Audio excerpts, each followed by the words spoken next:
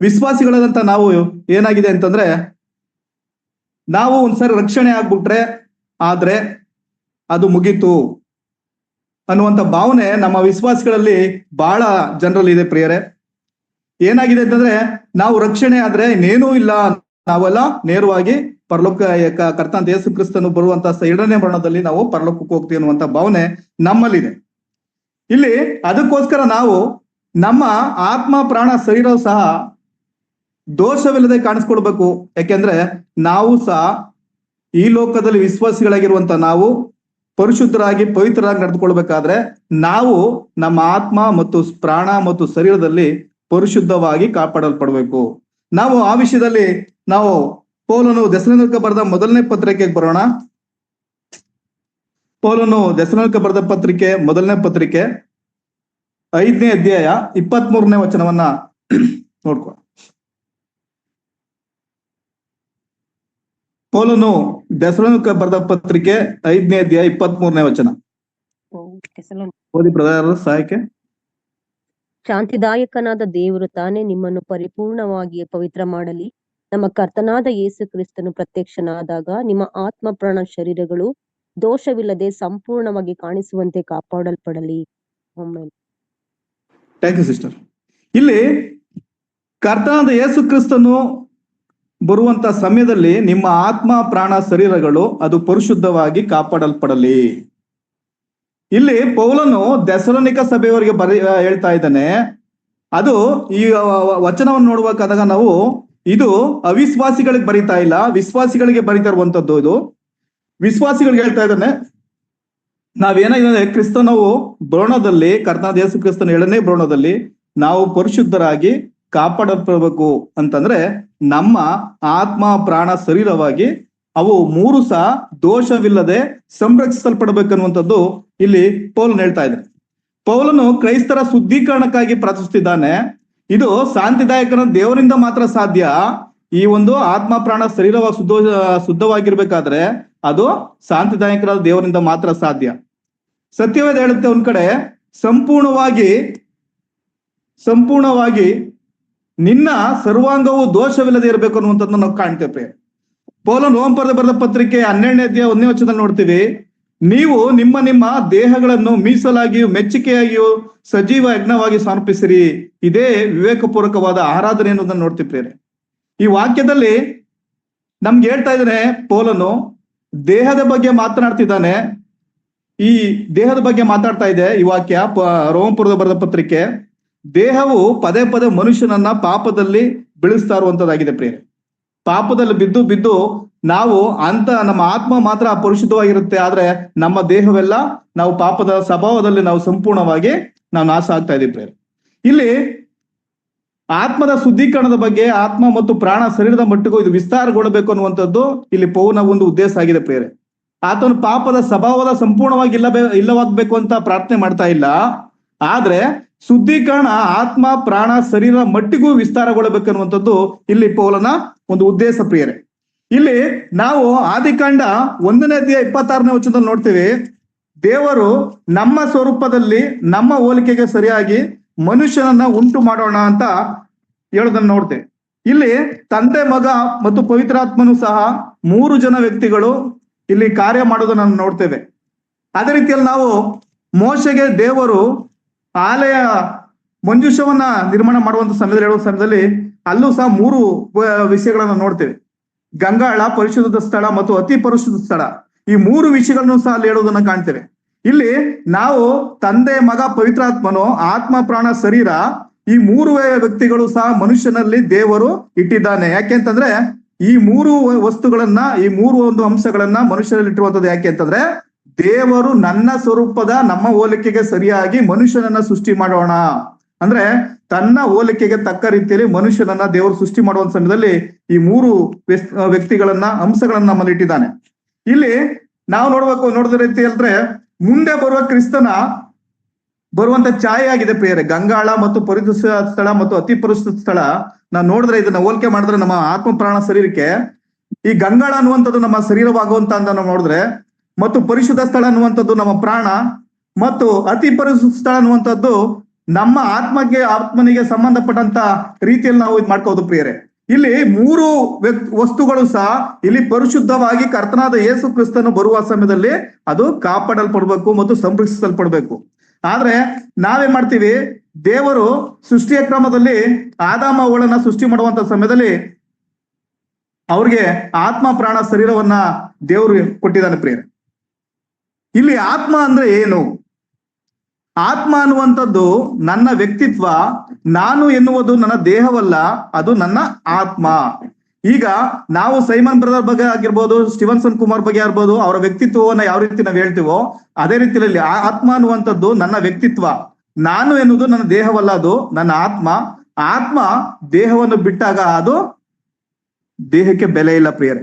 ನಾವು ನೋಡ್ತೀವಿ, ಒಬ್ಬ ಜೀವ ಇರೋ ತನಕ ಮಾತ್ರ ಆ ವ್ಯಕ್ತಿಗೆ ನಾವು ಬೆಲೆ ಕೊಡ್ತೀವಿ. ಸತ್ತ ತಕ್ಷಣ ಅದನ್ನ ಡೆಡ್ ಬಾಡಿ ಅಂತ ಕರಿತೀವಿ, ಅದು ಎಣ ಅಂತ ಕರಿತೀವಿ, ಅದನ್ನ ಮುಟ್ಸ್ಕೊಳ್ಬಾರ್ದು ಅನ್ನುವಂತ ರೀತಿಯಲ್ಲಿ ನಾವು ಕರಿತೀವಿ ಪ್ರಿಯರೇ. ಆದ್ರೆ ದೇವರು ಆತ್ಮಕ್ಕೆ ಎಷ್ಟು ಇದನ್ನ ಕೊಟ್ಟಿದ್ದಾನೆ ಅಂತಂದ್ರೆ, ನಾವು ನೋಡಿ, ಯಾವುದೇ ಒಂದು ವಿದೇಶದವ್ರು ಇರ್ಬೋದು ಅಥವಾ ಯಾರು ನಿರ್ಗತಿಕರಾಗಿರುವಂತವ್ರು, ಅನಾಮಿಕರಾಗಿರ್ಬೋದು, ಯಾರೇ ಒಬ್ಬ ವ್ಯಕ್ತಿ ಸತ್ತೋದಾಗ ಅವ್ರನ್ನ ಅದೇ ರೀತಿಯಲ್ಲಿ ಯಾರು ಇಲ್ಲ ಇವ್ರ ಬಗ್ಗೆ ಅನ್ನೋದನ್ನ ತಗೊಂಡೋಗಿ ಮಣ್ಣು ಮಾಡಲ್ಲ ಪ್ರಿಯರೇ. ಇಲ್ಲಿ ಪೊಲೀಸ್ ಅಧಿಕಾರಿಗಳು ಏನ್ ಮಾಡ್ತಾರೆ, ಅದನ್ನ FIR ಮಾಡ್ತಾರೆ, ಮತ್ತೆ ಚಾರ್ಜ್ ಶೀಟ್ ಮಾಡ್ತಾರೆ. ಯಾರಿಂದ ಈ ಒಂದು ಮರಣ ಹೊಂದಿದ್ದಾರೆ ಅನ್ನೋದನ್ನ ಪತ್ತೆ ಹಚ್ತಾರೆ ಪ್ರಿಯರೇ. ಅಂದ್ರೆ ಮನುಷ್ಯನ ದೇಹಕ್ಕೆ ಬೆಲೆ ಇಲ್ಲ, ಆದ್ರೆ ಆತ್ಮಕ್ಕೆ ಬೆಲೆ ಇದೆ. ಮನುಷ್ಯನು ತನ್ನ ದೇಹವನ್ನ, ಆತ್ಮ ಮತ್ತು ಪ್ರಾಣ ಎರಡೂ ತನ್ನ ದೇಹವನ್ನ ಬಿಟ್ಟು ಹೋದಂತ ಸಮಯದಲ್ಲಿ ಅದು ನಿರ್ಜೀವ ಆಗುತ್ತೆ ಪ್ರಿಯರೇ. ಇಲ್ಲಿ ನಾವು ಆ ಆತ್ಮನ ಬಗ್ಗೆ ಈ ದಿನದಲ್ಲಿ ನಾವು ಕಲಿತಾ ಬರೋಣ ಪ್ರಿಯರೇ. ಮನುಷ್ಯನಲ್ಲಿ ಆತ್ಮ ಇದೆಯಾ? ಮನುಷ್ಯನಲ್ಲಿ ದೇವರು ಆತ್ಮವನ್ನ ಇಟ್ಟಿದ್ದಾನ? ದೇವರು ಆತ್ಮ ಪ್ರಾಣ ಶರೀರವಾಗಿ ಮನುಷ್ಯನ ಸೃಷ್ಟಿ ಮಾಡುವಂತ ಸಮಯದಲ್ಲಿ, ತ್ರಯೇಕ ದೇವರು ಸೃಷ್ಟಿ ಮಾಡುವಂತ ಸಮಯದಲ್ಲಿ ಮನುಷ್ಯನಲ್ಲಿ ಆತ್ಮವನ್ನ ಇಟ್ಟಿದ್ದಾನ? ನಾವು ಆ ರೀತಿ ನೋಡ್ತಾ ಬಂದ್ರೆ ಯೋಬನ ಬರೆದ ಪತ್ರಿಕೆ 32ನೇ ಅಧ್ಯಾಯ, ಅಲ್ಲೊಂದು ವಿಷಯವನ್ನ ನಾವು ನೋಡೋಣ. ಯೋಬನ ಪತ್ರಿಕೆ 32ನೇ ಅಧ್ಯಾಯ 8ನೇ ವಚನ. ಆದರೆ ಮನುಷ್ಯರಲ್ಲಿ ಆತ್ಮ ಒಂದುಂಟು, ಸರ್ವಶಕ್ತನ ಶ್ವಾಸದಿಂದ ಅವರಿಗೆ ವಿವೇಕ ದೊರೆಯುತ್ತದೆ. Thank you sister. ಇಲ್ಲಿ ಮನುಷ್ಯನಲ್ಲಿ ಆತ್ಮ ಉಂಟು, ಅದು ಸರ್ವಶಕ್ತನ ಶ್ವಾಸದಿಂದ ವಿವೇಕ ದೊರೆಯುತ್ತದೆ. ಅಂದ್ರೆ ಇಲ್ಲಿ ಮನುಷ್ಯನಿಗೆ ಆತ್ಮ ಪ್ರಾಣ ಎರಡು ಇದೆ. ನಾವು ಒಂದು ಅಧ್ಯಾಯದಲ್ಲಿ ನೋಡುವಾಗ ಸಮಯದಲ್ಲಿ ಮನುಷ್ಯನು ಸಹ ಆತ್ಮನೂ ಉಂಟು ಮತ್ತು ಅದು ಶ್ವಾಸನೂ ಇದೆ, ಎರಡು ಸಹ ವ್ಯಕ್ತಿಗಳಿದೆ. ಮತ್ತು ಇದು ದೇವರು ಮನುಷ್ಯನ ಸೃಷ್ಟಿಯ ಕ್ರಮದಲ್ಲಿ ಆತ್ಮನೇ ಪ್ರಧಾನ, ಆದ್ರೆ ಶರೀರ ಕೊನೆಯ ಸ್ಥಾನವನ್ನ ದೇವರು ಕೊಟ್ಟಿದ್ದಾನೆ ಸೃಷ್ಟಿಯ ಕ್ರಮದಲ್ಲಿ. ಆದ್ರೆ ಮನುಷ್ಯರಾದಂತ ನಾವೇನ್ ಮಾಡ್ಕೊಂಡಿದೀವಿ ಅಂತಂದ್ರೆ, ಶರೀರಕ್ಕೆ ಮೊದಲನೇ ಆದ್ಯತೆಯನ್ನ ಕೊಟ್ಕೊಂಡು ಮನುಷ್ಯನ ಶರೀರದ ಪಾಪಗಳಿಂದ ಈ ಕ್ರಮ ಬದಲಾಗಿದೆ ಪ್ರಿಯರೇ. ಏನ್ ಮಾಡಿದ್ವಿ ನಾವು? ಮನುಷ್ಯನ ಶರೀರದ ಪಾಪಗಳಿಂದ ಏನಾಗಿದೆ ಅಂತಂದ್ರೆ ಕ್ರಮ ಆತ್ಮ ಪ್ರಾಣ ಶರೀರ ಆಗಿರುವಂತದ್ದು ಶರೀರ ಪ್ರಾಣ ಮತ್ತು ಆತ್ಮನಿಗೆ ಕೊನೆಯ ಸ್ಥಾನವನ್ನ ಕೊಟ್ಟಿರೋದನ್ನ ಕಾಣ್ತೇವೆ ಪ್ರಿಯರೇ. ನಾವು ಪ್ರಾರ್ಥಿಸುವಾಗ ಏನ್ ಮಾಡ್ತೀವಿ ಅಂತಂದ್ರೆ, ಯಾವಾಗ್ಲೂ ನಾವು ಶಾರೀರಿಕ ಹೋರಾಟಗಳ ಬಗ್ಗೆ ನಾವು ಮೊದಲೇ ಯೋಚನೆ ಮಾಡಲ್ಲ, ಅದ್ರ ಬಗ್ಗೆ ಮಾತಾಡಲ್ಲ. ನಾವೇನ್ ಮಾಡ್ತೀವಿ ಅಂದ್ರೆ ಆತ್ಮೀಯ ವಿಷಯಗಳು ಸಹ ನಾವು ಯಾವಾಗ್ಲೂ ಪ್ರಾರ್ಥನೆ ಮಾಡುವ ಸಮಯದಲ್ಲಿ ಅದ್ರ ಬಗ್ಗೆ ನಾವು ಒತ್ತು ಕೊಡ್ತೀವಿ ಹೊರತು ನಮ್ಮ ಶಾರೀರಿಕ ದೌರ್ಬಲ್ಯಗೋಸ್ಕರ, ಹೋರಾಟಗಳಿಗೋಸ್ಕರ ನಾವು ಯಾವತ್ತೂ ಬೆಲೆ ಕೊಡಲ್ಲ ಪ್ರಿಯರೇ. ಅದೇ ರೀತಿಯಲ್ಲಿ ನಾವು ಜಕರ್ಯನ ಪ್ರವಾದನೆ ಗ್ರಂಥ 12ನೇ ಅಧ್ಯಾಯ, ಜಕರ್ಯನ ಪ್ರವಾದನೆ ಗ್ರಂಥ 12ನೇ ಅಧ್ಯಾಯ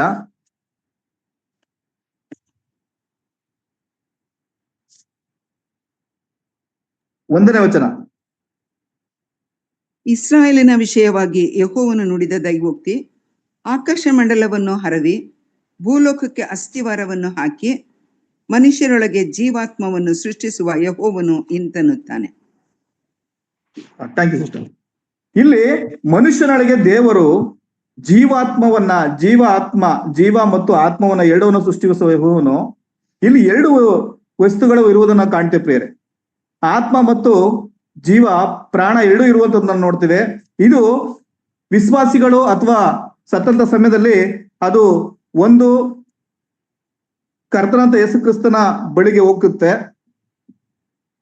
ಮತ್ತೆ ಅವಿಶ್ವಾಸಿಗಳ ಆತ್ಮಗಳು ಅದು ತಾತ್ಕಾಲಿಕವಾದಂತ ಸ್ಥಳದಲ್ಲಿ, ಯಾತನೆ ಸ್ಥಳದಲ್ಲಿ ತಾತ್ಕಾಲಿಕವಾಗ ನ್ಯಾಯ ತೀರ್ಪಿಗೋಸ್ಕರ ಕಾಯ್ದಿರಿಸಲ್ಪಟ್ಟಿರುತ್ತೆ. ಆದ್ರೆ ವಿಶ್ವಾಸಿಗಳ ಆತ್ಮಗಳು ನೇರವಾಗಿ ತನ್ನ ದಯಪಾಲಿಸಿದ ದೇವರ ಬಳಿಗೆ ಹೋಗುತ್ತೆ ಪ್ರಿಯರೇ. ಇಲ್ಲಿ ಆತ್ಮ ಅನ್ನುವಂಥದ್ದು ಅದು ಸಾವಿಲ್ಲ, ಅದಕ್ಕೆ ಅದು ಯಾವುದಾದ್ರೂ ಒಂದು ಸ್ಥಳದಲ್ಲಿ ಕಾಯ್ದಿರಿಸಲ್ಪಟ್ಟಿರ್ಬೇಕು. ಯಾಕೆಂತಂದ್ರೆ ಅದು ಕ್ರಿಸ್ತನ 2ನೇ ಬರೋಣದ ಸಮಯದಲ್ಲಿ ವಿಶ್ವಾಸಿಗಳ ಆತ್ಮಗಳು ಕ್ರಿಸ್ತನ ಜೊತೆಯಲ್ಲಿ ಇರ್ತವೆ, ಕ್ರಿಸ್ತನ ಬಳಿಗೆ ಹೋಗುತ್ತೆ, ದೇವರ ಬಳಿಗೆ. ಅವಿಶ್ವಾಸಿಗಳ ಆತ್ಮಗಳು ಯಾತನೆಯ ಸ್ಥಳ ಅಥವಾ ಒಂದು ತಾತ್ಕಾಲಿಕ ಸ್ಥಳದಲ್ಲಿ ನ್ಯಾಯ ತೀರ್ಪಿಗೋಸ್ಕರ ಕಾದಿರಿಸಲ್ಪಟ್ಟಿರುತ್ತೆ ಪ್ರಿಯರೇ. ಆದ್ರೆ ಆತ್ಮ ಯಾವತ್ತೂ ನಾಶ ಆಗಲ್ಲ. ನಾವು ನೋಡ್ಬೋದು ಅವಿಶ್ವಾಸಿಗಳಲ್ಲಿ ಆತ್ಮಹತ್ಯೆ ಅನ್ನೋದನ್ನ ನೋಡ್ತೀವಿ ಈ ಟಿವಿಗಳಲ್ಲಿ ಮತ್ತು ಪತ್ರಿಕೆಗಳು ನೋಡುವಂತ ಸಮಯದಲ್ಲಿ ಆತ್ಮಹತ್ಯೆ ಮಾಡ್ಕೊಂಡ್ರು ಅಂತ. ಆದ್ರೆ ಆತ್ಮವನ್ನ ಹತ್ಯೆ ಮಾಡಕ್ಕೆ ಸಾಧ್ಯ ಇಲ್ಲ ಪ್ರಿಯರೇ. ಆದ್ರೆ ಆ ಒಂದು ಆತ್ಮ ಎಲ್ಲಾದ್ರೂ ಒಂದು ಸ್ಥಳದಲ್ಲಿ ಕಾಯ್ದಿರಿಸಲ್ಪಟ್ಟಿರ್ಬೇಕು. ಅದು ನ್ಯಾಯ ತೀರ್ಪಿಗೋಸ್ಕರ ಅವಿಶ್ವಾಸಿಗಳ ಆತ್ಮಗಳು ತಾತ್ಕಾಲಿಕ ಸ್ಥಳದಲ್ಲಿ ಯಾತನೆ ಸ್ಥಳದಲ್ಲಿ ಇರುತ್ತೆ, ವಿಶ್ವಾಸಿಗಳ ಆತ್ಮಗಳು ದೇವರ ಬಳಿಗೆ ಇರುತ್ತೆ ಪ್ರಿಯರೇ. ಅದು ನಾಶ ಆಗಲ್ಲ. ಅದೇ ಇದೇ ವಿಷಯಕ್ಕೆ ಸಂಬಂಧಿಸಿದಂತೆ ನಾವು ಪೌಲನು ಕೊರಿಂಥದವರಿಗೆ ಬರೆದ ಪತ್ರಿಕೆ ಮೊದಲನೇ ಪತ್ರಿಕೆ 2ನೇ ಅಧ್ಯಾಯ 1ನೇ ವಚನ 12ನೇ ವಚನ. ಪೌಲನು ಕೊರಿಂಥದವರಿಗೆ ಬರೆದ ಪತ್ರಿಕೆ 2ನೇ ಅಧ್ಯಾಯ 12ನೇ ವಚನ.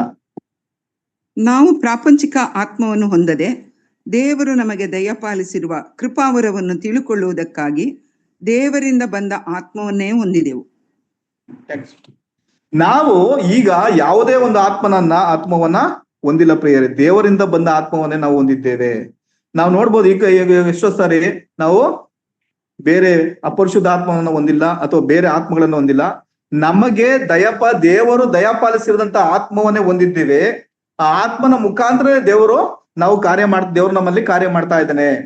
ಯಾಕೆ ದೇವರು ನಮ್ಗೆ ಬೇರೆ ಆತ್ಮವನ್ನ ಕೊಡದೆ ದೇವರು ಆತ್ಮವನ್ನು ಕೊಟ್ಟಿದ್ದಾನೆ ಅಂತಂದ್ರೆ, ದೇವರು ತನ್ನ ಜೊತೆಯಲ್ಲಿ ಸಂಪರ್ಕವನ್ನ ಇಟ್ಟುಕೊಳ್ಳೋದಕ್ಕೋಸ್ಕರ, ಮನುಷ್ಯನ ಜೊತೆಯಲ್ಲಿ ದೇವರಿಗೂ ಸಂಬಂಧವನ್ನು ಇಟ್ಟುಕೊಳ್ಳುವ ಉದ್ದೇಶಕ್ಕೋಸ್ಕರ ದೇವರು ಮನುಷ್ಯನಲ್ಲಿ ಆತ್ಮವನ್ನ ಇಟ್ಟಿದ್ದಾನೆ. ನಾವು ನೋಡ್ಬೋದು ಯಾವುದೇ ಪ್ರಾಣಿ ಪಕ್ಷಿಗಳಲ್ಲಿ ನಾವು ನೋಡ್ತಾ ಬಂದ್ರೆ, ನಾವು ಆನೆ ನೋಡ್ಬೋದು, ದೊಡ್ಡ ಆನೆ ಇರ್ಬೋದು, ದೊಡ್ಡದಾಗಿ ಬಹಳ 1000 kg ಇರುತ್ತೆ ಆನೆಗಳು ನೋಡ್ಬೋದು, ಒಂಟೆ ನೋಡ್ಬೋದು, ನಾವು ಬಹಳ ಮೊಲಗಳು ನೋಡ್ಬೋದು, ಬಹಳ ಬೇರೆ ಪ್ರಾಣಿ ಪಕ್ಷಿಗಳು ನೋಡ್ಬೋದು ಪ್ರಿಯರೇ. ಅಲ್ಲಿ ಯಾವ ಪ್ರಾಣಿ ಪಕ್ಷಿಗಳಿಗೂ ಸಹ ದೇವರು ಆತ್ಮವನ್ನ ಅದಕ್ಕೆ ಕೊಟ್ಟಿಲ್ಲ. ಯಾಕೆ ಅಂದ್ರೆ ಆ ಪ್ರಾಣಿ ಪಕ್ಷಿಗಳಿಗೆ ಆತ್ಮ ಇಲ್ಲ. ಅವ್ರಿಗೆ ಆ ಒಂದು ಪ್ರಾಣಿ ಪಕ್ಷಿಗಳಿಗೆ ಏನಿದೆ, ಶರೀರ ಮತ್ತು ಪ್ರಾಣ ಇದೆ.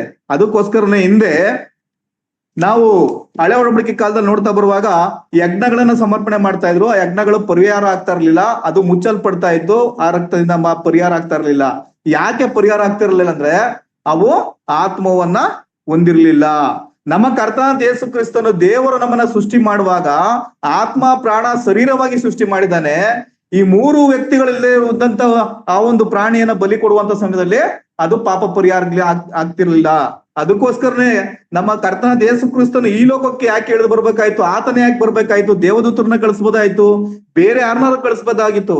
ಆದ್ರೆ ಯೇಸು ಕ್ರಿಸ್ತನೇ ಯಾಕೆ ಈ ಲೋಕಕ್ಕೆ ಬರ್ಬೇಕಾಗಿತ್ತು ಅಂದ್ರೆ, ನಾವು ನೋಡ್ತೀವಿ 1ನೇ ಅಧ್ಯಾಯ ಆದಿಕಾಂಡದಲ್ಲಿ 26ನೇ ವಚನದಲ್ಲಿ ನೋಡ್ತೀವಿ, ದೇವರು ನಮ್ಮ ಸ್ವರೂಪದಲ್ಲಿ ನಮ್ಮ ಹೋಲಿಕೆಗೆ ಸರಿಯಾಗಿ ಮನುಷ್ಯನ ಸೃಷ್ಟಿ ಮಾಡೋಣ. ಇಲ್ಲಿ ಪ್ರಾಣಿ ಪಕ್ಷಿಗಳನ್ನ ನೋಡುವಾಗ ಯಾವುದನ್ನು ಸಹ ದೇವರು ತನ್ನ ಹೋಲಿಕೆಗೆ, ತನ್ನ ಸಾರೂಪ್ಯದಲ್ಲಿ ಸೃಷ್ಟಿ ಮಾಡಿಲ್ಲ. ಮನುಷ್ಯನನ್ನು ಮಾತ್ರ ತನ್ನ ಸ್ವರೂಪದಲ್ಲಿ, ತನ್ನ ಹೋಲಿಕೆಗೆ ತಕ್ಕ ರೀತಿ ಸೃಷ್ಟಿ ಮಾಡಿದ್ದಾನೆ. ಅದಕ್ಕೋಸ್ಕರ ಆ ಮನುಷ್ಯನನ್ನ ಆ ಸ್ಥಾನದಿಂದ, ಆ ಪಾಪದ ಸ್ಥಾನದಿಂದ, ಆತನ ದಾಸೋತನದಿಂದ ಬಿಡಿಸ್ಬೇಕಾದ್ರೆ ತಾನೇ ತನ್ನ ಸ್ವರೂಪದಲ್ಲಿ ಸೃಷ್ಟಿ ಮಾಡಿದಂತ ದೇವರು ತಾನೇ ಸ್ವರೂಪಧಾರಿಯಾಗಿ ಈ ಲೋಕಕ್ಕೆ ಬಂದು ತನ್ನ ಯಜ್ಞವನ್ನ ಸಮರ್ಪಣೆ ಮಾಡ್ಬೇಕಾಗಿತ್ತು ಪ್ರಿಯರೇ. ಇಲ್ದಿದ್ರೆ ನಮ್ಮ ಪಾಪ ಪರಿಹಾರ ಆಗ್ತಿರ್ಲಿಲ್ಲ. ಇಂದು ಅಪ್ಪ ತಂದೆ ಅಂತ ಕೂಗುವಂತ, ಈ ರೀತಿ ಕೂಡಿ ಬರುವಂತ ಅವಕಾಶವೂ ಸಾಧ್ಯವಾಗ್ತಿರ್ಲಿಲ್ಲ ಪ್ರಿಯರೇ. ಆದ್ರೆ ದೇವರು ನಮಗೆ ಈ ಒಂದು ಕಾರ್ಯವನ್ನ ನಮ್ಮ ಜೀವಿತದಲ್ಲಿ ಮಾಡಿದಾನೆ ಪ್ರಿಯರೇ. ನಾವು ಯೆಶಾಯನ ಬರೆದ ಪ್ರವಾದನೆ ಗ್ರಂಥ 42ನೇ ಅಧ್ಯಾಯ, ಯೆಶಾಯನ ಪ್ರವಾದನೆ ಗ್ರಂಥ 42ನೇ ಅಧ್ಯಾಯ 5ನೇ ವಚನ.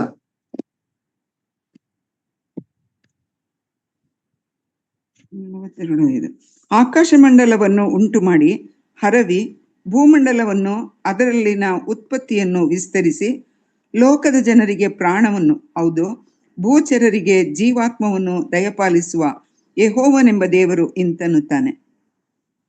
Thank you sir. ಇಲ್ಲಿ ನಾವು ಮನುಷ್ಯ ನೋಡ್ತಾ ಇದ್ದೀವಿ. ಇಲ್ಲಿ ದೇವರು ಪ್ರಾಣವನ್ನ ಮತ್ತು ಜೀವಾತ್ಮವನ್ನ ದಯಪಾಲಿಸಿದ್ದಾನೆ. ಇಲ್ಲಿ ಜೀವಾತ್ಮವನ್ನ ಮನುಷ್ಯನಿಗೆ ಕೊಟ್ಟಿದ್ದಾನೆ. ಇಲ್ಲಿ ಹೇಗೋ ಜೀವಾತ್ಮವನ್ನ ನಾವು ಹೊಂದಿಲ್ಲ, ಜೀವ ಮತ್ತು ಆತ್ಮವನ್ನ ಎರಡನ್ನೂ ಸಹ ದೇವರು ನಮಗೆ ದಯಪಾಲಿಸಿದ್ದಾನೆ. ಆ ದಯಪಾಲಿಸಿರೋದ್ರಿಂದ ಇವತ್ತು ನಾವು ದೇವರ ಜೊತೆಯಲ್ಲಿ ಸಂಪರ್ಕವನ್ನು ಇಟ್ಕೊಳ್ಳೋದಕ್ಕೋಸ್ಕರ ಇದು ಸಾಧ್ಯ ಆಗಿದೆ ಪ್ರಿಯರೇ.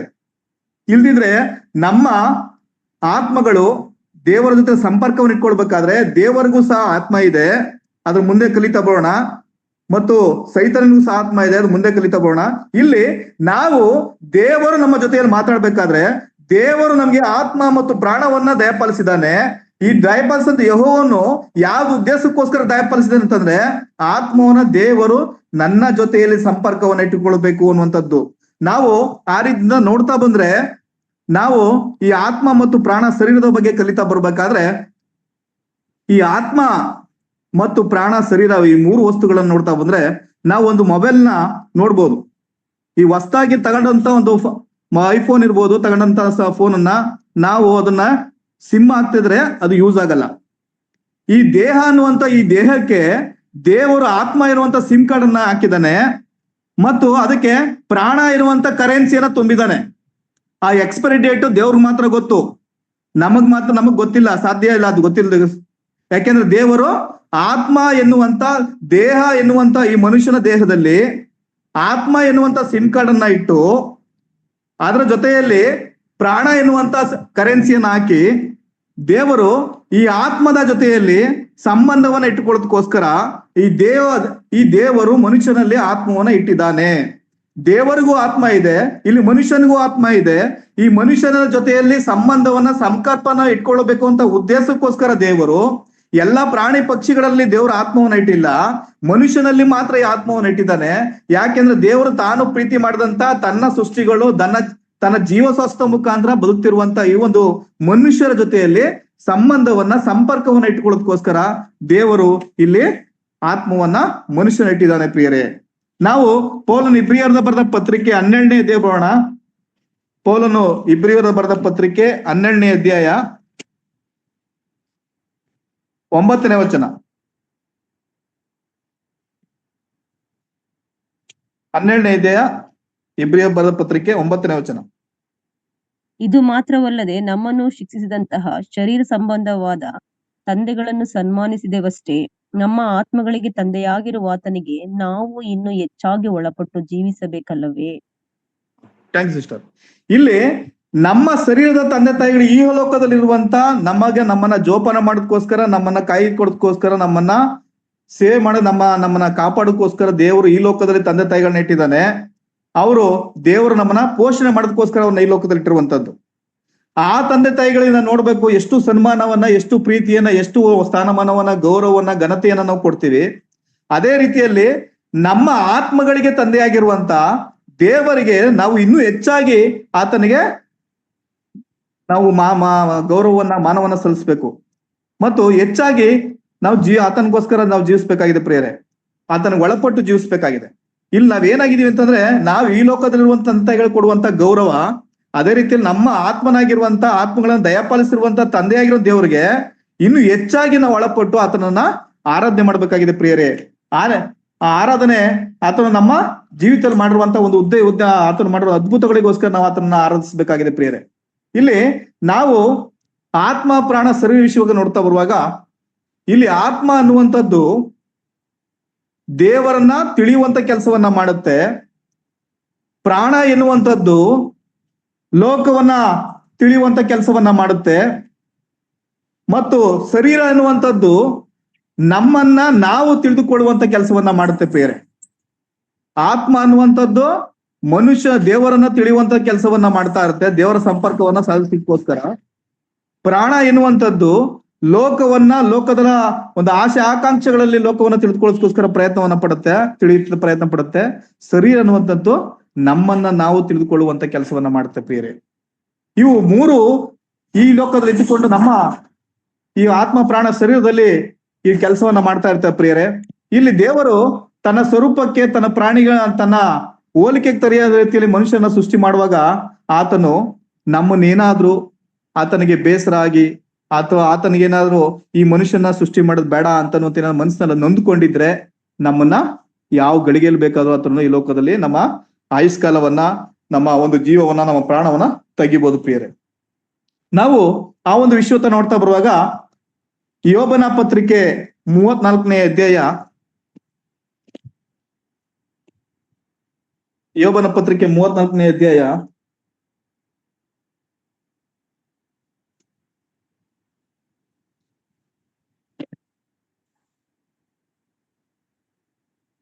14ನೇ ವಚನ.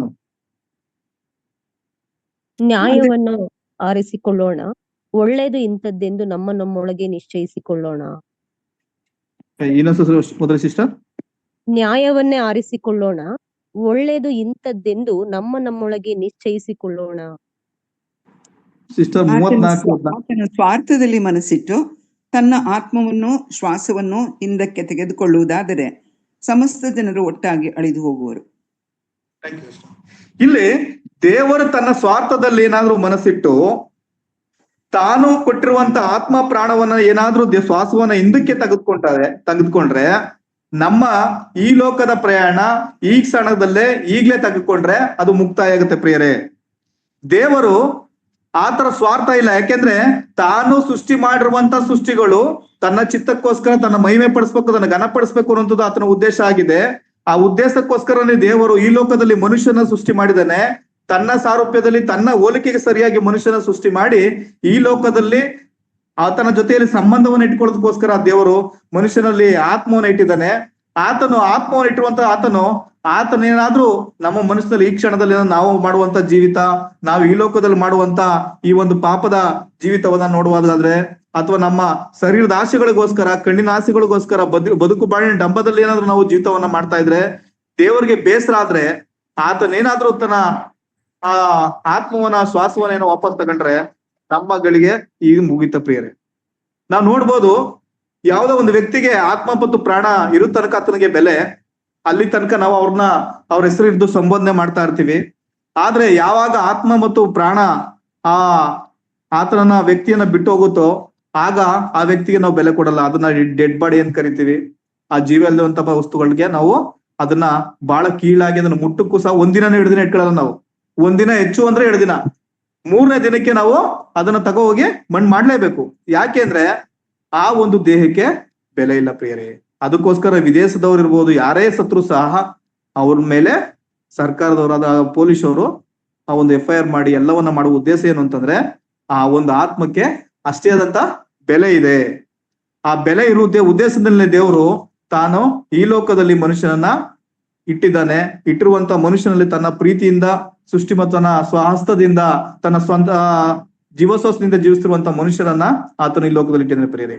ಹಾಗಾದ್ರೆ ಇದು ಆತ್ಮ ಮತ್ತು ಪ್ರಾಣ ಮನುಷ್ಯನನ್ನ ಬಿಟ್ಟು ಹೋಗುವಂತ ಸ್ಥಿತಿಯನ್ನ ನಾವು ಮರಣ ಅಂತ ಕರಿತೀವಿ. ಆತ್ಮ ಮತ್ತು ಪ್ರಾಣ ಮನುಷ್ಯನನ್ನ ಬಿಟ್ಟು ಹೋಗುವಂತ ಸ್ಥಿತಿಯನ್ನ ನಾವು ಮರಣ ಅಂತ ಕರಿತೀವಿ. ಆ ಒಂದು ಸ್ಥಳದ ಸಮಯದಲ್ಲಿ ಆ ಒಂದು ದೇಹಕ್ಕೆ ಬೆಲೆ ಇಲ್ಲ, ಅದು ನಿರ್ಜೀವವಾದಂತ ವಸ್ತು.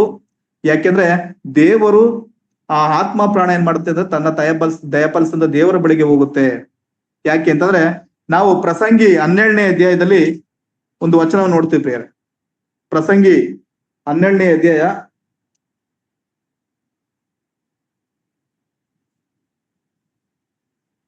7ನೇ ವಚನ. ಮಣ್ಣು ಭೂಮಿಗೆ ಸೇರಿ, ಅದೇನಾ ಬ್ರದರ್? ಹೌದು ಸರ್.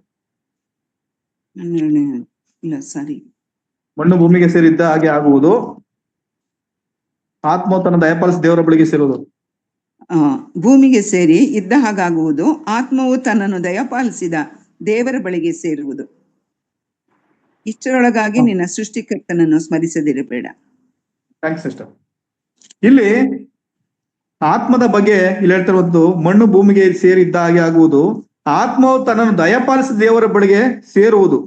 ಇಷ್ಟರೊಳಗಾಗಿ ಅಂದ್ರೆ ಈ ಒಂದು ದೇಹ ಮಣ್ಣಿಂದ ಸೃಷ್ಟಿಯಾಗಿರುವಂತದ್ದು ಮಣ್ಣಿಗೆ ಹೋಗುತ್ತೆ.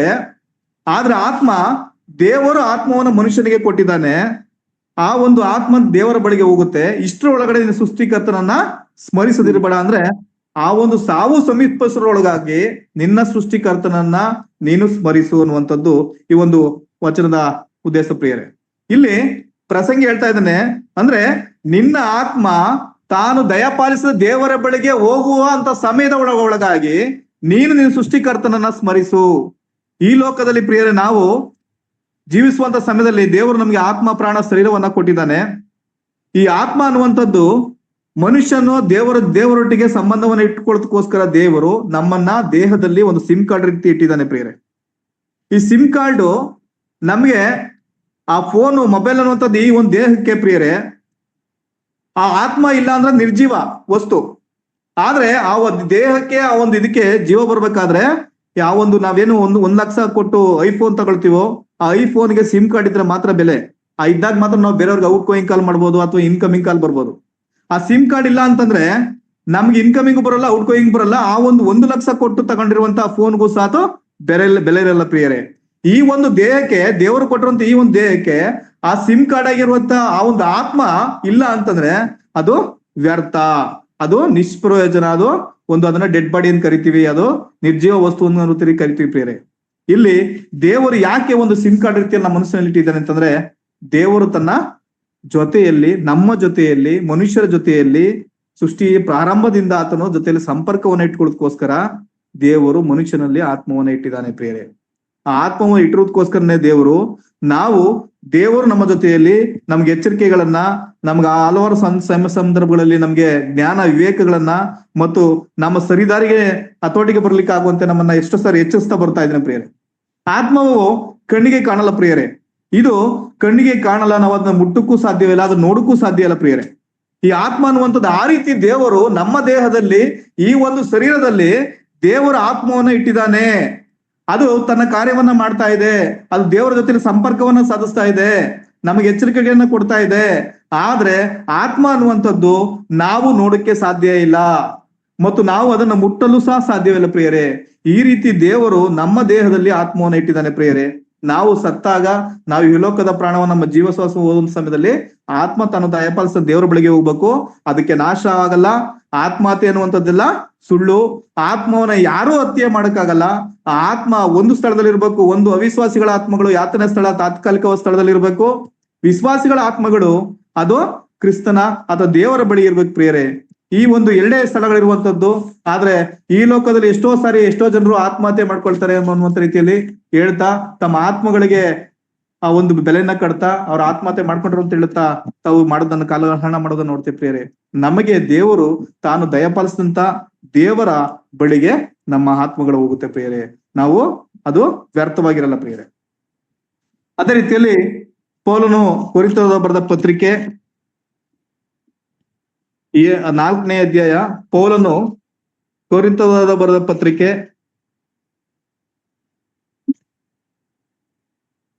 4ನೇ ಅಧ್ಯಾಯ 2 ಕೊರಿಂಥ 4ನೇ ಅಧ್ಯಾಯ 16ನೇ ವಚನ. ಆದುದರಿಂದ ನಾವು ಧೈರ್ಯಗೆಡುವುದಿಲ್ಲ. ನಮ್ಮ ದೇಹವು ನಾಶವಾಗುತ್ತಾ ಇದ್ದರೂ ನಮ್ಮ ಆಂತರ್ಯವು ದಿನೇ ದಿನೇ ಹೊಸದಾಗುತ್ತಾ ಬರುತ್ತದೆ. Thank you sister. ಇಲ್ಲಿ ನಮ್ಮ ದೇಹವು ನಾಶವಾಗುತ್ತಾ ಇದ್ದರೂ ನಮ್ಮ ಆಂತರ್ಯವು ದಿನೇ ದಿನೇ ಹೊಸದಾಗುತ್ತಾ ಬರುತ್ತದೆ. ಈಗ ನಾವು ನೋಡ್ತಾ ಬರೋದು ಪ್ರಿಯರೇ, ಎಷ್ಟೋ ವಿಶ್ವಾಸಿಗಳು 60ರಿಂದ 70, 80 ವರ್ಷಗಳಾಗಿರುವಂತ ಒಂದು ದೇವ ಜನಾಂಗ ವಿಶ್ವಾಸಿಗಳು ನೋಡ್ತಾ ಬಂದ್ರೆ ನಾವು, ಅವರು ತಮ್ಮ ದೇಹ ತಮ್ಮ ಹತೋಟಿಯಲ್ಲಿಲ್ಲ, ಕಂಟ್ರೋಲ್ ಇಲ್ಲ, ತಾವು ಮಾಡ್ಬೇಕನ್ನುವಂತ ಪ್ರಯತ್ನ ಮಾಡಕ್ ಸಾಧ್ಯ ಇಲ್ಲ. ಅಷ್ಟು ಆ ಒಂದು ದೈಹಿಕವಾಗಿ ಅವ್ರು ದೌರ್ಬಲ್ಯಾಗಿರ್ತಾರೆ. ಆದ್ರೆ ಅವರ ಆಂತರ್ಯದಲ್ಲಿ, ಅವ್ರ ಆತ್ಮಿಕವಾದ ವಿಷಯಗಳಲ್ಲಿ ನಮ್ಮ ಎಲ್ಲರಿಗಿಂತಲೂ ಸಹ ಬಲಸಾರಿಗಿಂತಲೂ ಯೌವನಸ್ಥರಿಗಿಂತಲೂ ಬಹಳ ದೃಢವಾಗಿರ್ತಾರೆ. ಯಾಕೆಂದ್ರೆ ಅಲ್ಲಿ ದೇಹವು ಅದು ವಯಸ್ಸಾಯ್ತಾ ಇದಾಗ್ತಾ ಇದ್ರು ಸಹ ಆತ್ಮ ಮಾತ್ರ ದೇವರನ್ನ ಹೆಚ್ಚಾಗಿ ತಿಳ್ಕೊಳ್ಳುವಂತ ಪ್ರಯತ್ನವನ್ನ ಮಾಡ್ತಾ ಇರುತ್ತೆ ಪ್ರಿಯರೇ. ಅದಕ್ಕೋಸ್ಕರ ವಯಸ್ಸಾಗಿರುವಂತವ್ರು ಸಹ ತಮ್ಮ ದೇಹದ ಶಕ್ತಿ ಇಲ್ಲ ಅಂದ್ರೂ ಸಹ ಆತ್ಮಿಕವಾಗಿ ದೇವರ ವಿಷಯಗಳಲ್ಲಿ ಅವ್ರು ದೃಢವಾಗಿರುವುದನ್ನು ಕಾಣ್ತೇವೆ ಪ್ರಿಯರೇ. ಅದಕ್ಕೋಸ್ಕರ ಇಲ್ಲಿ ಹೇಳ್ತಿರುವಂತದ್ದು, ನಾವು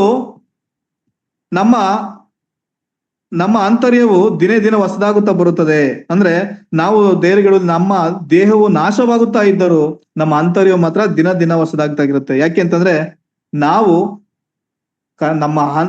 ನಮ್ಮಲ್ಲಿ ದೇವರು ಇಟ್ಟಿರುವಂತ ಒಂದು ಆತ್ಮ ನಮ್ಮಲ್ಲಿ ನಿರಂತರವಾಗಿ ದೇವರನ್ನ ಸುತ್ತಿಸುವಂತ ಕೆಲಸವನ್ನ ಮಾಡ್ತಾ ಇರುತ್ತೆ. ದೇವರ ಬಳಿ ಜೊತೆ ಸಂಬಂಧವನ್ನ ಇಟ್ಕೊಳ್ಳುವಂತ, ಸಂಪರ್ಕ ಇಟ್ಕೊಳ್ಳುವಂತ ಕೆಲಸವನ್ನ ಮಾಡ್ತಾ ಇರುತ್ತೆ ಬೇರೆ.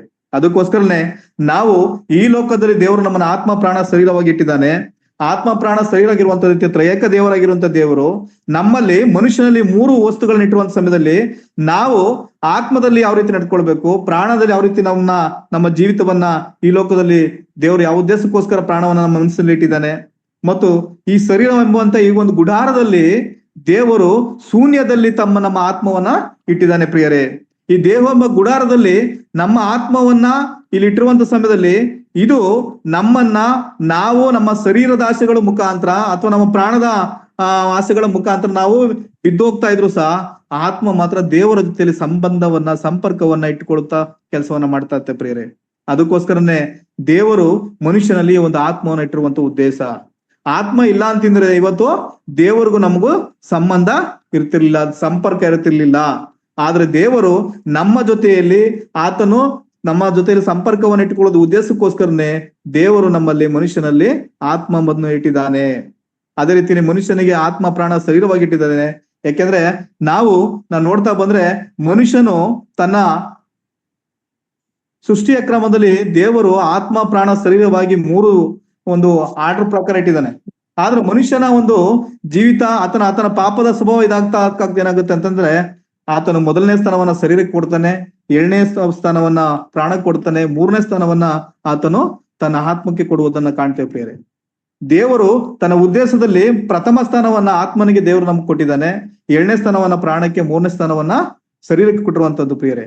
ಆದ್ರೆ ಮನುಷ್ಯನ ದೇಹದ ಇಹಲೋಕದ ಒಂದು ಆಸೆಗಳ ಮುಖಾಂತರ ಶರೀರದ ಆಸೆಗಳ ಮುಖಾಂತರ ಆತನು ಬಿದ್ದೋಗ್ತಾ ಆತನು ಹಂತವಾಗಿ ಆತನ ಶರೀರಕ್ಕೆ ಮೊದಲನೇ ಸ್ಥಾನವನ್ನು ಕೊಡ್ತಾ ಇದ್ದಾನೆ, ಪ್ರಾಣಕ್ಕೆ ಎರಡನೇ ಸ್ಥಾನವನ್ನ ಮತ್ತು ಆತನು ಆತ್ಮಕ್ಕೆ ಕೊನೆಯ ಸ್ಥಾನವನ್ನ ಮೂರನೇ ಸ್ಥಾನವನ್ನ ಕೊಟ್ಟಿರೋದನ್ನ ಕಾಣ್ತದೆ ಪ್ರಿಯರೇ. ನಾವು ಈ ಲೋಕದಲ್ಲಿ ಜೀವಿಸುವಂತ ದಿನಗಳಲ್ಲಿ ಪ್ರಿಯರೇ ದೇವರು ನಮಗೆ ಕೊಟ್ಟಿರುವಂತ ಉದ್ದೇಶ ಯಾವ ಉದ್ದೇಶಕ್ಕೋಸ್ಕರ ನಮ್ಮ ಈ ಲೋಕದಲ್ಲಿ ಇಟ್ಟಿದ್ದಾನೆ ಅಂತಂದ್ರೆ ನಾವು ನೋಡ್ತಾ ಬಂದ್ರೆ ದೇವರು ನಮ್ಮನ್ನ ಈ ಲೋಕದಲ್ಲಿಟ್ಟಿರುವಂತ ಉದ್ದೇಶ ಆತನು ನಮ್ಮ ಜೊತೆಯಲ್ಲಿ ಸಂಪರ್ಕವನ್ನ ಇಟ್ಕೊಳ್ಳೋದಕ್ಕೋಸ್ಕರ. ಇಲ್ಲಿ ಆತ್ಮ ಅನ್ನುವಂಥದ್ದು ದೇವರನ್ನ ತಿಳಿಯುವಂತ ಕೆಲಸವನ್ನ ಮಾಡುತ್ತೆ, ಪ್ರಾಣ ಅನ್ನುವಂಥದ್ದು ನಮ್ಮ ಲೋಕವನ್ನ ತಿಳಿಯುವಂತ ಕೆಲಸವನ್ನ ಮಾಡುತ್ತೆ, ಶರೀರ ಅನ್ನುವಂಥದ್ದು ತನ್ನನ್ನ ತಾನು ತಿಳಿಕೊಳ್ಳುವಂತ ಕೆಲಸವನ್ನ ಮಾಡುತ್ತೆ ಪ್ರಿಯರೇ. ನಾವು ಈ ರೀತಿ ಮೂರು ವಿಷಯಗಳನ್ನ ನೋಡ್ತಾ ಬರುವಾಗ ಆತ್ಮ ದೇವರ ಜೊತೆ ಸಂಪರ್ಕವನ್ನು ಇಟ್ಕೊಳ್ಳುವಂತ ನೋಡೋ ರೀತಿಯಲ್ಲಿ ಈ ಪ್ರಾಣ ಅನ್ನುವಂಥದ್ದು ಲೋಕದ ಆಸೆಗಳಲ್ಲಿ ಲೋಕದ ಒಂದು ವ್ಯವಹಾರಗಳಲ್ಲಿ ತಾನು ತೊಡಗಿಸ್ಕೊಳ್ಳುವಂತ ಅದಕ್ಕೋಸ್ಕರ ಅದನ್ನ ತಿಳಿಯುವಂತ ಕೆಲಸವನ್ನ ಮಾಡುತ್ತೆ ಪ್ರಿಯರೇ. ಮತ್ತು ಶರೀರ ಅನ್ನುವಂಥದ್ದು ನಮ್ಮ ಸೌಂದರ್ಯಕ್ಕೋಸ್ಕರ ನಾವು ತಿಳಿದುಕೊಳ್ಳುವಂತ ಕೆಲಸವನ್ನ ಮಾಡ್ತೇವೆ ಪ್ರಿಯರೇ.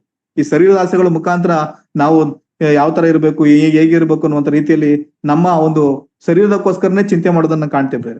ಇಲ್ಲಿ ಅದೇ ಹೇಳುವಂತದ್ದು, ಇಲ್ಲಿ ನಾವು ಶರೀರದ ಬಗ್ಗೆ ಚಿಂತೆ ಮಾಡುವಂತ ಅವಶ್ಯಕತೆ ಇಲ್ಲ.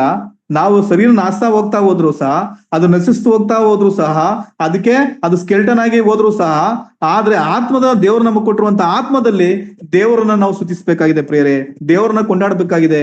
ದೇವ್ರು ನಮ್ಗೆ ಕೊಟ್ಟಿರುವಂತ ಒಂದು ಆತನ ನಮ್ಮನ್ನ ಸೃಷ್ಟಿಯನ್ನ ಈ ಲೋಕದಲ್ಲಿ ಮಾಡಿ ನಾವು ನೋಡ್ಬೋದು ಪ್ರಿಯರೇ. ದೇವರು ಈ ಲೋಕದಲ್ಲಿ ಯಾವುದೇ ಪ್ರಾಣಿ ಪಕ್ಷಿಗಳಿಗೆ ಆತ್ಮ ಕೊಟ್ಟಿಲ್ಲ ಪ್ರಿಯರೇ. ಮನುಷ್ಯರಾಗಿರುವಂತ ನಮಗೆ ಆತ್ಮವನ್ನು ಇಟ್ಟಿದ್ದಾನೆ. ಯಾಕೆಂದ್ರೆ ಆತ್ಮದಲ್ಲಿ ದೇವರನ್ನ ಸೂಚಿಸ್ಬೇಕು ಅನ್ನುವಂತ ಉದ್ದೇಶಕ್ಕೋಸ್ಕರ, ದೇವರ ಜೊತೆ ಸಂಬಂಧವನ್ನು ಇಟ್ಕೊಳ್ಬೇಕು ಅನ್ನೋ ಉದ್ದೇಶಕ್ಕೋಸ್ಕರ ದೇವರು ನಮಗೆ ಕೊಟ್ಟಿದ್ದಾನೆ ಪ್ರಿಯರೇ. ಆದ್ರೆ ದೇವರು ನಾವು ಯಾವುದೇ ದೇವದೂತರನ್ನ ಈ ಒಂದು ಕಾರ್ಯಕ್ಕೋಸ್ಕರ ಕಳಿಸ್ತಿಲ್ಲ ಪ್ರಿಯರೇ. ಯಾವುದೇ ತನ್ನ ಬೇರೆ ಯಾರನ್ನೂ ಸಹ ಒಂದು ಕಾರ್ಯಕ್ಕೆ ಕಳಿಸ್ತಿಲ್ಲ ಪ್ರಿಯರೇ. ದೇವ್ರನ್ನ ನೋಡ್ಬೋದು, ಮಾಮೂಲಿ ಹಳೆ ಒಡಂಬಡಿಕೆ ಕಾಲದಲ್ಲಿ ನೋಡ್ತಾ ಬಂದ್ರೆ ನಾವು ಎಲ್ಲಾ ಒಂದು ವಿಷಯಗಳು ಸಹ ದೇವದೂತರನ್ನ ಕಳಿಸ್ತಾ ಇದೆ ದೇವರು. ಆದ್ರೆ ಮನುಷ್ಯನ ಆದಾಮ ಮತ್ತಳು ಅವಳು ಇಲ್ಲಿ ಮನಸ್ಸಿನ ಪಾಪವನ್ನ ಮಾತನ್ನ ಕೇಳಿ ಪಾಪ ಮಾಡಿದ್ಮೇಲೆ ಅವರು ಆತ್ಮಿಕವಾಗಿ ಸತ್ತಂತನ ಸಂದರ್ಭದಲ್ಲಿ ಆತ್ಮಿಕವಾಗಿ ಮರಣವನ್ನು ಹೊಂದಿದ್ರು. ಆದ್ರೆ ದೇವರು ಆ ಒಂದು ಸಂತತಿಯನ್ನ ಮತ್ತೆ ನಿಲ್ಲಿಸಕ್ಕೋಸ್ಕರ ನಮ್ಮ ಆದಿ ಕಾಂಡದಿಂದ ಪ್ರಕಟಣೆ ಗ್ರಂಥದ ನೋಡ್ತಾ ಬಂದ್ರೆ ದೇವರು ಯೇಸು ಕ್ರಿಸ್ತನ ಬರುವವರೆಗೂ ಸಹ ನಾವು ಆತನ ನೋಡ್ಬೋದು. ಪ್ರತಿಯೊಂದು ಹಂತದಲ್ಲೂ ಸಹ ಆ ರಕ್ಷಣೆ ಮಾರ್ಗವನ್ನ ಇಲ್ಲಿ ತಿಳಿಸ್ತಾ ಬರೋದನ್ನ ಕಾಣ್ತೇವೆ. ಆದಿ ಕಾಂಡದಿಂದಲೂ ಸಹ ಯೇಸು ಕ್ರಿಸ್ತನ ಬರುವವರೆಗೂ ಸಹ ನಾವು ಎಲ್ಲಾ ಒಂದು ಅಧ್ಯಾಯಗಳಲ್ಲಿ ಎಲ್ಲಾ ವಿಷಯದಲ್ಲಿ ನೋಡ್ತಾ ಬಂದಾಗ್ಲೂ ಸಹ ರಕ್ಷಣೆ ಮಾರ್ಗವನ್ನ ತಿಳಿಸ್ತಾ ಬರ್ತಾನೆ. ಮುಂದೆ ರಕ್ಷಕನು ಬರ್ತಾನೆ ಅನ್ನೋದನ್ನ ತಿಳಿಸ್ತಾ ಬರ್ತಾನೆ ಪ್ರಿಯರೇ. ಇಲ್ಲಿ ಆ ರಕ್ಷಕನಾದ ಯೇಸು ಕ್ರಿಸ್ತನ ಮುಖಾಂತರ ನಮ್ಮನ್ನ ಆತನು ಈ ಲೋಕದಲ್ಲಿ ಆತನ ನಾಮನ ಕೀರ್ತನೆ ಮಾಡೋದಕ್ಕೋಸ್ಕರ, ಆತನ ಗುಣಾತಿಶಯಗಳನ್ನ ಪ್ರಚಾರ ಮಾಡೋದಕ್ಕೋಸ್ಕರ ನಮ್ಮನ್ನ ಈ ಲೋಕದಲ್ಲಿ ಇಟ್ಟಿದ್ದಾನೆ ಪ್ರಿಯರೇ. ದೇವರು ನಮ್ಮನ್ನ ಜೀವಿತದಲ್ಲಿ ಆತ್ಮ ಪ್ರಾಣ ಶರೀರವಾಗಿ ನಮ್ಮನ್ನ ಸೃಷ್ಟಿ ಮಾಡಿದಾನೆ ಪ್ರಿಯರೇ. ನಾವು ನೋಡ್ಬೋದು, ರಕ್ಷಣೆ ಆದ ತಕ್ಷಣ ಎಲ್ಲಾ ಮುಗೀತು, ನಾವು ದೀಕ್ಷಾಸ್ಥಾನ ಆಗಿದ ತಕ್ಷಣ ಮುಗೀತು, ನಾವು ರೊಟ್ಟಿ ಪಾತ್ರ ತೆಗೆದ ತಕ್ಷಣ ಮುಗೀತು ಅನ್ನುವಂಥದ್ದು ನಾವು ಎಷ್ಟೋ ವಿಶ್ವಾಸಗಳಲ್ಲಿ ಕಾಣ್ತೀವಿ ಪ್ರಿಯರೇ. ಆದ್ರೆ ನಮ್ಮ ಕರ್ತನಾದ ಯೇಸು ಕ್ರಿಸ್ತನು ಈ ಗಳಿಗೆ, ಈ ಸಮಯದಲ್ಲಿ ಅಥವಾ ಈ ದಿನದಲ್ಲಿ, ಈ ಕ್ಷಣದಲ್ಲಿ ಬಂದ್ರೆ ನಮ್ಮ ಆತ್ಮದ ಪರಿಸ್ಥಿತಿ ಏನು, ನಮ್ಮ ಪ್ರಾಣದ ಪರಿಸ್ಥಿತಿ ಏನು, ನಮ್ಮ ಶರೀರದ ಪರಿಸ್ಥಿತಿ ಏನು ಪ್ರಿಯರೇ. ನಾವು ಆತನ ಬರುವಂತ ಸಮಯ ಏನೋ ಬಂದ್ರೆ, ಇದು ಪೌಲ್ ಹೇಳ್ತಾ ಇರುವಂತದ್ದು ಥೆಸಲೋನಿಕ ಬರೆದ ಪತ್ರಿಕೆಯಲ್ಲಿ ಆತನು ಕ್ರೈಸ್ತ ವಿಶ್ವಾಸಿಗಳ ಕುರಿತು ಹೇಳ್ತಾ ಇರುವಂತದ್ದು ಪ್ರಿಯರೇ. ಇಲ್ಲ ಅವಿಶ್ವಾಸಿಗಳ ಕುರಿತು ಹೇಳ್ತಾ ಇಲ್ಲ, ವಿಶ್ವಾಸಿಗಳ ಕುರಿತು ಹೇಳ್ತಿರುವಂತ ಸಮಯದಲ್ಲಿ ಕರ್ತನಾದ ಯೇಸು ಕ್ರಿಸ್ತನು ಬರುವಂತೆ ತನ್ನ ಎಡನೇ ಬಾಣದಲ್ಲಿ ನಿಮ್ಮ ಆತ್ಮ ಪ್ರಾಣ ಶರೀರವು ದೋಷವಿಲ್ಲದೆ ಕಾಣಿಸ್ಕೊಳ್ಪಡ್ಬೇಕು ಅಂತದ್ದು ಆತನ ಉದ್ದೇಶ ಪ್ರಿಯರೇ. ಆದ್ರೆ ನಾವು ನಮ್ಮ ಆತ್ಮ ಪ್ರಾಣ ಶರೀರದಲ್ಲಿ ನಾವು ದೋಷದ ಉಕ್ತರಾಗಿ ಕಾಣಿಸ್ಕೊಳ್ಬೇಕಾದ್ರೆ ನಾವು ರಕ್ಷಣೆ ಒಂದೇ ಆದ್ರೆ ಸಾಧ್ಯ ಇಲ್ಲ ಪ್ರಿಯರೇ. ಆತನು ಬರುವವರೆಗೂ ನಾವು ನಮ್ಮ ಆತ್ಮ ಪ್ರಾಣ ಶರೀರಗಳನ್ನ ನಾವು ದೋಷ ಇಲ್ಲದೆ ಶುದ್ಧತೆಯಲ್ಲಿ ಸಂಧಿಸಲ್ಪಡ್ಬೇಕಾಗಿದೆ ಪ್ರಿಯರೇ. ಯಾಕೆಂದ್ರೆ ಆತನು ಬಯಸುವಂತದ್ದು ಏನು ಅಂತಂದ್ರೆ, ಆತನು ಮನುಷ್ಯನ ಸೃಷ್ಟಿ ಮಾಡುವಂತ ಸೃಷ್ಟಿ ಕ್ರಮದಲ್ಲಿ ದೇವರು ಈ 3 ಅಂಶಗಳನ್ನ ಇಟ್ಟಿದ್ದಾನೆ. ಆ 3 ಅಂಶಗಳಲ್ಲೂ ಸಹ ನಾವು ಪರಿಶುದ್ಧರಾಗಿರ್ಬೇಕಾಗಿದೆ ಪ್ರಿಯರೇ. ನಾವು ರಕ್ಷಣೆ ಒಂದ ತಕ್ಷಣ ಎಲ್ಲ ಮುಗೀತು ಅಂತ ನಮ್ಮ ಉದ್ದೇಶ ಅಲ್ಲ. ಆದ್ರೆ ದೇವರು ಕರ್ತನಾದ ಯೇಸು ಕ್ರಿಸ್ತನ ಬರುವಂತ ತನ್ನ ಎರಡನೇ ಬಣ್ಣದಲ್ಲಿ ನಮ್ಮ ಆತ್ಮ ಪ್ರಾಣ ಶರೀರವು ಅದು ನಾವು ಈ ಲೋಕದಲ್ಲಿ ಕ್ರಿಸ್ತನು ಬರುವಂತ ಸಮಯ ಹತ್ರ ಆದ್ರೆ ಈ ಗಳಿಗೆ ಈ ಕ್ಷಣದಲ್ಲಿ ಬಂದ್ರೆ ನಾವು ದೋಷ ಮುಕ್ತರಾಗಿ ನಾವು ಈ 3 ಅಂಶಗಳಲ್ಲೂ ಸಹ ನಾವು ಪರಿಶುದ್ಧರಾಗಿ ಕಾಣಿಸಲ್ಪಡ್ಬೇಕು ಪ್ರಿಯರೇ. ಅದು ದೇವರು ನಮ್ಮನ್ನ ಈ ಲೋಕದಲ್ಲಿ ಇಟ್ಟಿರುವಂತ ಉದ್ದೇಶ ಅದು ಪ್ರಿಯರೇ. ಆ ಉದ್ದೇಶಕ್ಕೋಸ್ಕರ ನಮ್ಮನ್ನ ಆತ್ಮ ಪ್ರಾಣ ಶರೀರವಾಗಿ ನಮ್ಮ ಸೃಷ್ಟಿ ಮಾಡಿರುವಂತ ಉದ್ದೇಶವೇ ಅದು. ನಮ್ಮಲ್ಲಿ ನಾವು ಯಾವ ರೀತಿ ದೇವರಿಗೆ ಬೆಲೆಯನ್ನು ಕೊಡ್ತೀವಿ, ಯಾವ ರೀತಿ ದೇವರಿಗೋಸ್ಕರ ನಾವು ಈ ಲೋಕದಲ್ಲಿ ಇರ್ತೀವಿ ಅನ್ನೋದು ದೇವರ ಉದ್ದೇಶ ಪ್ರಿಯರೇ. ಈ ಒಂದು ಆತ್ಮದ ಬಗ್ಗೆ ನಾವು ಸ್ವಲ್ಪ ಕಲಿತಾ ಬಂದಿದ್ದೀವಿ. ದೇವರ ಕರ್ತನ ಚಿತ್ತವಾದ್ರೆ ಮುಂದಿನಲ್ಲಿ ಆತ್ಮದ ಬಗ್ಗೆ ಇನ್ನೂ ನಾವು ಪೀಠಿಕೆ ಮಾತ್ರ ನೋಡಿರುವಂತದ್ದು. ಆತ್ಮದ ಬಗ್ಗೆ ಯಾಕೆ ಸೈತಾನ ನಮ್ಮ ಜೊತೆಲಿ ಸಂಪರ್ಕ ಸಾಧ್ಯ ಇದೆ ಆ ವಿಷಯದಲ್ಲಿ, ಇನ್ನು ದೇವರಿಗೆ ಆತ್ಮ ಇದೆಯಲ್ಲ ಇನ್ನೂ ಹಲವಾರು ವಿಷಯಗಳನ್ನ ದೇವರ ಚಿತ್ತವಾದ್ರೆ ದೇವರ ಕೃಪೆ ಇದ್ರೆ ನಾವು ಕಲಿತಾ ಬರೋಣ. ದೇವರು ಹೇಗೋ ತನ್ನ ಅತಿಶಯವಾದ ಕೃಪೆಗೆ ತಕ್ಕ ರೀತಿಯಲ್ಲಿ ಈ ಒಂದು ದೇವರ ವಾಕ್ಯಗಳನ್ನ ಆತ್ಮನ ಪ್ರೇರಣ ಮುಖಾಂತರ ಹಂಚ್ಕೊಳ್ಳಿಕ್ಕೆ ಆಗುವಂತೆ ಅವಕಾಶ ಮಾಡಿಕೊಟ್ಟದಕ್ಕಾಗಿ ಅವಕಾಶ ಮಾಡಿಕೊಟ್ಟ